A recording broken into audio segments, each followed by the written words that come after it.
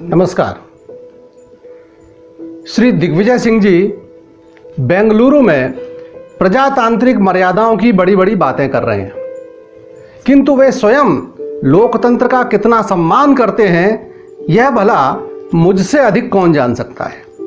मैंने तो अपनी आंखों के सामने उनके गुर्गों द्वारा प्रजातंत्र का चीरहरण होते देखा है। बात 1998 की है। भाजपा के अजात शत्रु संत नेता श्री कैलाश जोशी को राजगढ़ संसदीय क्षेत्र से तत्कालीन मुख्यमंत्री श्री दिग्विजय सिंह के लघु भ्राता श्री लक्ष्मण सिंह जी के विरुद्ध चुनावी मैदान में उतारा गया था। राजगढ़ अर्थात तत्कालीन मुख्यमंत्री सुनामधन्य श्री दिग्विजय सिंह जी का गृह क्षेत्र, उनकी पूर्व रियासत राघोगढ़ भी इसी संसदीय क्षेत्र का हिस्सा थी तथा उसके अंतर्गत 2 विधानसभा क्षेत्र राघोगढ़ व चांचोड़ा आते थे। कमोवेश आज भी वही स्थिति है। तब तक श्री कैलाश जोशी कोई चुनाव नहीं हारे थे। अतः जब वे पहली बार क्षेत्र में आए तो उनके स्वागत में बड़े बड़े होर्डिंग लगाए गए। मालवा के अपराजय योद्धा पूर्व मुख्यमंत्री संत राजनेता श्री कैलाश जोशी का हार्दिक अभिनंदन आदि आदि। भाजपा ने मुझे चांचोड़ा का चुनाव प्रभार सौंपा। स्थानीय कार्यकर्ताओं में भारी दहशत थी।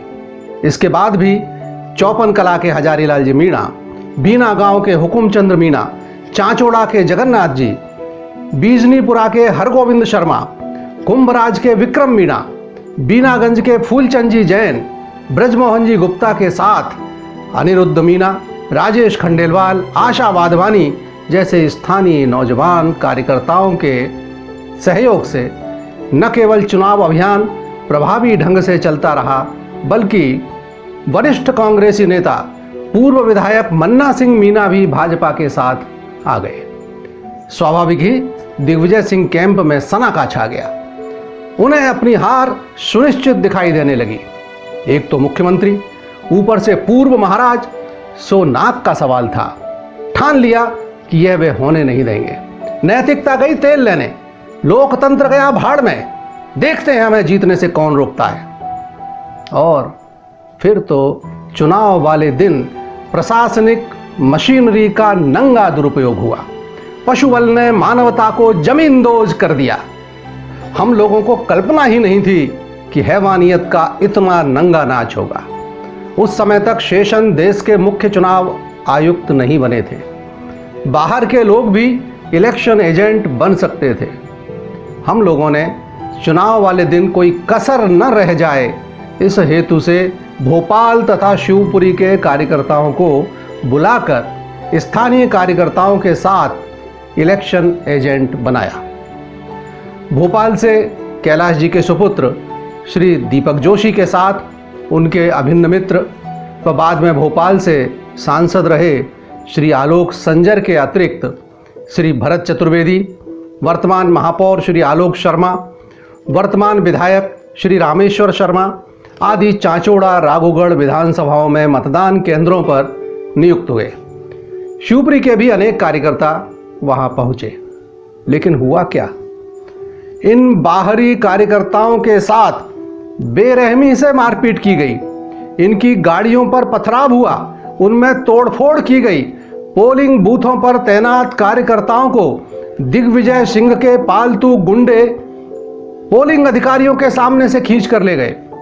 शिवपुरी में विद्यार्थी परिषद के तत्कालीन संगठन मंत्री, रतलाम निवासी श्री सुनील सारस्वत व वर्तमान में वरिष्ठ भाजपा नेता श्री धैर्यवर्धन शर्मा के लघु भ्राता श्री हर्षवर्धन शर्मा को पुरैना गांव में पोलिंग बूथ से खींचकर ले जाने वाले तो कंजर थे, जिनके विषय में कहा जाता है कि वे जन्मजात लुटेरे होते हैं और लूट भी वे बिना मारे पीटे नहीं करते, क्योंकि वे बिना मेहनत की कमाई करना पसंद नहीं करते।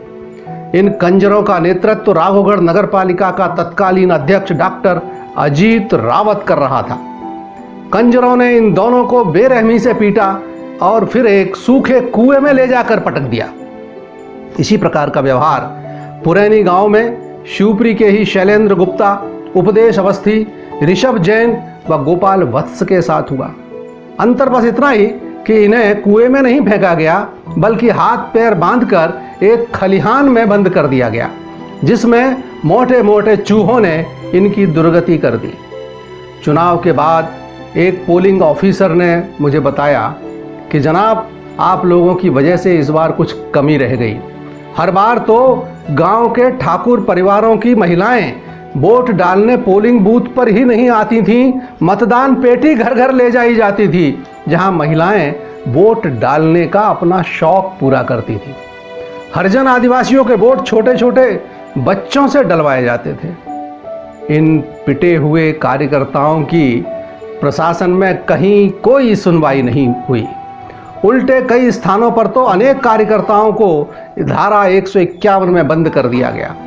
इन सब अनियमितताओं व अन्यायों की जानकारी जब जोशी जी को मिली तो वे अत्यंत ही व्यथित हो गए। कार्यकर्ताओं की पीड़ा से दुखी होकर वे राघोगढ़ किले के सामने अनिश्चितकालीन भूख हड़ताल पर बैठ गए। हजारों कार्यकर्ता उस समय उनके साथ थे। ऐसा प्रतीत हो रहा था मानो दिग्विजय सिंह जी के आवास राघोगढ़ किले का घेराव कर दिया गया हो। प्रदेश के वरिष्ठ नेताओं ने जोशी जी को समझाया कि भैंस के आगे बीन बजाने से कोई फायदा नहीं होने वाला। अनशन जैसा गांधीवादी तरीका दिग्विजय जी जैसे लोकतंत्र के लुटेरे पर असर करने वाला नहीं है।